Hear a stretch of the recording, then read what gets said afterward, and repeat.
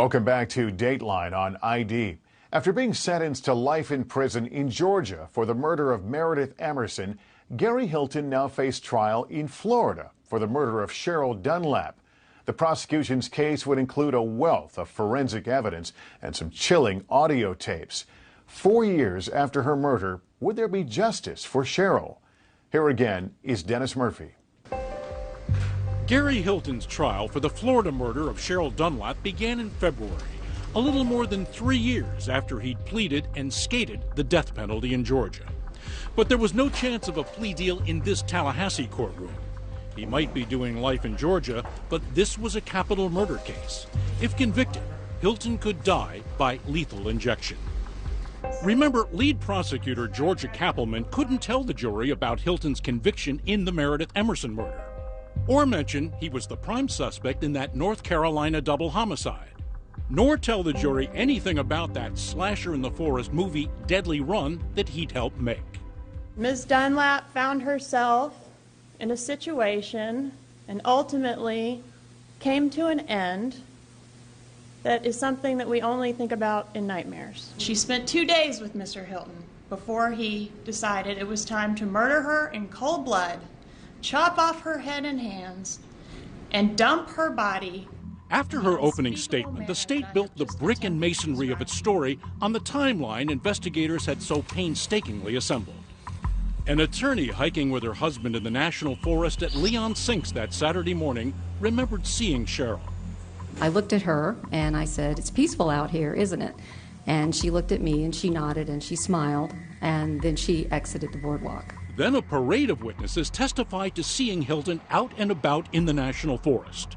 There was the motorist who noticed a man near Cheryl's car with a flat tire. How confident are you that Mr. Hilton was the man that you saw at that vehicle? Very confident. Others remembered Dandy, the man's good-looking reddish retriever mix. I can show you what I marked as State's Exhibit 37. That's it. That looks like the dog you saw that day? Yes. Okay. A picture of Hilton's dog Dandy, Exhibit 37, was looking to be the state's key piece of evidence. Quite sure that's the dog. Another testified about being flagged down by Hilton on one of the forest roads. Hilton was looking for a jump start for his van. I'm an old Southern boy. He looked like a little Yankee man to me. And hunters, too, identified the old guy with the nice dog. He just acting real weird. He came up, he was flagging us down like it was an emergency or something. What the prosecution couldn't tell the jury was exactly how Cheryl had died. A county medical examiner had to work with severed remains that had been exposed to the elements he thought for at least a week or more. Are you able to tell this jury how this woman died? No, ma'am. Not a cause of death, but what the prosecution did have was forensic evidence galore. Hundreds of items recovered from his van and from Hilton's suspected campsites deep in the woods. There's 2 items here, duct tape with hair, and then there's another piece of duct tape or masking tape with hair.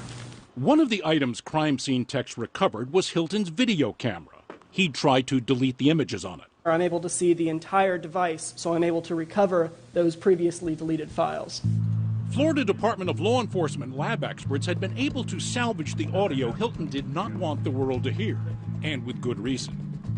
This is Gary Hilton 2 days after Cheryl Dunlap's disappearance, singing into the camera microphone and gassing with his dog Dandy. Dan. We're doing it, boy. It sounded as though he was confessing to the dog. I killed him with it. A hushed courtroom listened to Hilton's monologue. It's still go to the park. Yeah. But first, I gotta go hide it somewhere else. The state's forensic people introduced evidence about Cheryl's slashed tire. A tool mark expert said the bayonet recovered on Blood Mountain up in Georgia was an exact match for the sharp object that caused the puncture down in Florida. But the state's say-goodnight evidence was without question the DNA work. Genetic expert Joe Ellen Brown spent 2 years testing more than 750 pieces of evidence in the case. Brown told the jury she was able to match Cheryl Dunlap's DNA to blood on 2 of Hilton's sleeping bags and on the shoelaces of his hiking boots. The major donor does match Cheryl Dunlap.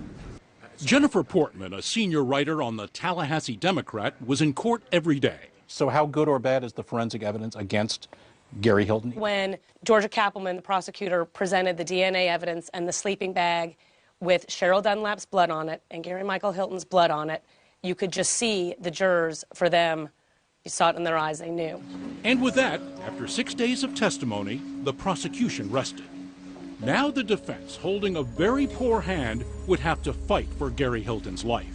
Coming up, Gary Hilton's defense makes its case. We have absolutely no evidence, no direct evidence that Mr. Hilton committed murder. And will Hilton take the stand? Do you wish to testify? You've done a lot of trials. Is this just another day at the office? No. Oh, no. It's never. When you're waiting for a verdict, your palms are sweaty and your heart's beating and you're very nervous. And I can tell you, I've been doing it 35 years now. It's never gone away from me. There's this, oh, you'd really like to throw up while you're waiting on them to do it. Until you hear it read, it is tense. When Mystery on Blood Mountain continues.